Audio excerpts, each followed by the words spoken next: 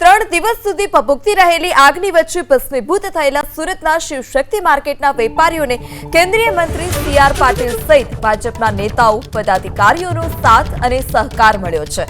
આગને કારણે કરોડોનું નુકસાન જેમને થયું છે તેવા શિવશક્તિ માર્કેટના વેપારીઓ સાથે મુલાકાત કરી સી.આર. પાટીલે હરસંભવ મદદ કરવાની હૈયાધારણા આપી। વેપાર ફરી એક વખત ધબકતો થાય તે માટે ફૂલ નહીં તો ફૂલની પાંખડી સુરત શહેર ભાજપ તરફથી 11 લાખનો ચેક માર્કેટ કમિટીને આપવામાં આવ્યો। ખુદ સી.આર. પાટીલની સાથે ગૃહ રાજ્યમંત્રી હર્ષ સંઘવી, વન પર્યાવરણ મંત્રી મુકેશ પટેલ, સ્થાનિક ધારાસભ્યો, મેયર, પોલીસ કમિશનર સહિતના પદાધિકારીઓ અધિકારીઓ ઉપસ્થિત રહ્યા। કેમ કે નુકસાન મોટું થયું છે ત્યારે સરકારની યોજના થકી પણ વેપારીઓને ફરી એક વખત મદદરૂપ થવા હરસંભવ પ્રયાસ કરવાની પાટીલે તત્પરતા દર્શાવી। અચાનક લાગેલી આગને કારણે વેપારીઓને ખૂબ મોટું નુકસાન થયું છે। કરોડો રૂપિયાનું નુકસાન થયું છે અને એટલા માટે સુરત શહેર અને સુરતના શહેરીજનો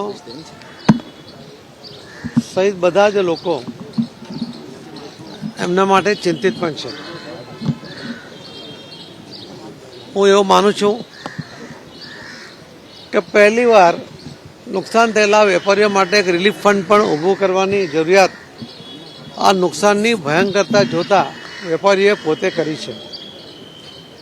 પરંતુ રિલીફ ફંડને કારણે એમનું નુકસાન ભરપાઈ થવાનું નથી।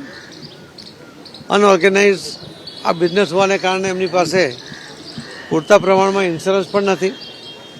હવે ધીમે ધીમે એમાં કેટલા ટકા એમની પાસે ઇન્સ્યોરન્સ છે, કેટલું નુકસાન એમને થયું છે, એમાંથી શું વળતર મળી શકે એને પણ સેટલ કરી રહ્યા છે।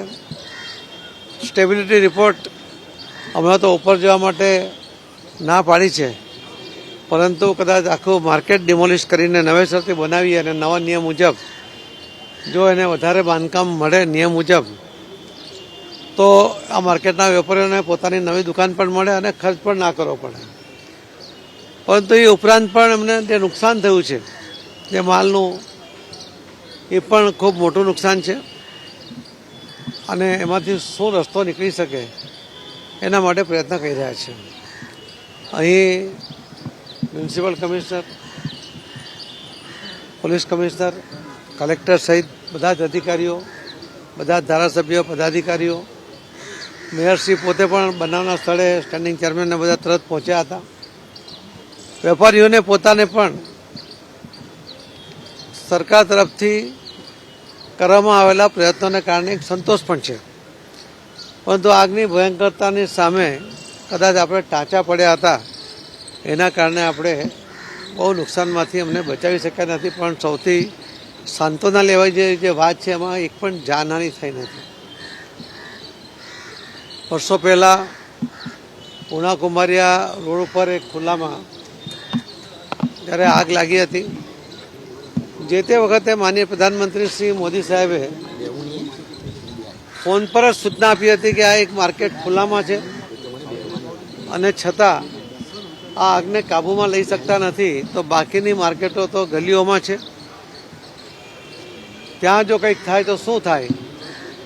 એમની જે ચિંતા હતી એ આજે સાચી પડી છે કે આજે આવી ગલી કૂચીમાં જે માર્કેટો હતી એના કારણે ફાયર બ્રિગેડના અંબાઓ પણ જઈ શકતા નહોતા। ઘણા બધા કમ્પાઉન્ડ વોલ તોડીને ખૂબ જોખમ લઈને ફાયર બ્રિગેડના સૌ કર્મચારી અને અધિકારીઓએ આમાં આગ બુઝાવવાનો પ્રયત્ન કર્યો છે। એમાં રિલાયન્સ, એમએનએસ, અદાણી સહિતની અનેક જે કંપનીઓ, મોટી મોટી કંપનીઓ છે એમની પાસે જે ફાયરના સાધનો હતા એ બધા જ એમણે અહીં મદદ માટે પણ મોકલ્યા। એના કારણે પણ આગ ઓલવવામાં થોડી મદદ મળી છે, પરંતુ નુકસાનને અટકાવી શકાયું નથી। અમારા પ્રયત્ન છે કે આમાં એમને શું મળી શકે એના માટે આજે કોઈ પ્રોમિસ નથી કરતા, પરંતુ ગુજરાત સરકાર, માનનીય મુખ્યમંત્રી શ્રી ભૂપેન્દ્રભાઈ પટેલ પોતે પણ અને માનનીય પ્રધાનમંત્રી શ્રી નરેન્દ્ર મોદી સાહેબ પણ આમાં ચિંતિત છે અને જે કંઈ યોજનાઓ છે એમાંથી અમને જે કંઈ લાભ આપી શકાતો હશે એને આપવા માટેનો પ્રયત્ન કરીશું। વેપારીઓને પણ ભરોસો છે કે સરકાર અને ભારતીય જનતા પાર્ટી પણ એમની સાથે ઊભી છે અને જરૂર એમાં એમને રાહત થાય એ પ્રકારના પ્રયત્ન અમે કરીશું. આપ સૌએ પણ આગની જે ભયંકરતા હતી એ ભયંકરતાને લોકો સુધી પહોંચાડવામાં અગત્યનો ભાગ ભજવ્યો છે. પ્રિન્ટ અને મીડિયાના તમામ લોકો, ઇલેક્ટ્રોનિક મીડિયાના લોકોએ પણ જોખમ લઈને નજીક જઈને અમે જે રીતે વિઝ્યુઅલ લોકો સુધી પહોંચાડીને લોકોને જાગૃત પણ કર્યા અને જે કેટલાક લોકો ફસાયા હતા એમને બહાર કાઢવામાં પણ તમારા વિઝ્યુઅલને કારણે મદદ મળી છે. આપ સૌનો પણ એના માટે ખૂબ ખૂબ આભાર માનું છું. ધન્યવાદ. જે રીતે ગેરકાયદે બાંધકામ આ ટેરેસ ઉપર હતું એ બાબતે કોઈ પગલાં ભરાશે? ગેરકાયદેસર કોઈ પણ બાંધકામ માટે ચોક્કસ પગલાં લેવાશે. એના બિલ્ડર હશે કે જેણે પણ એ કર્યું હશે કૃત્ય અને ચોક્કસ એમાં પગલાં લઈશું. પરંતુ આજે છે કે આગને કારણે થયેલા નુકસાનમાં એની ભરપાઈ માટે, એને રાહત માટે, એને ફરીથી એ લોકો બિઝનેસ શરૂ કરી શકે એના માટે શું કરી શકાય એના માટે આપણે બધાએ સાથે મળીને પ્રયત્ન કરવો જોઈએ.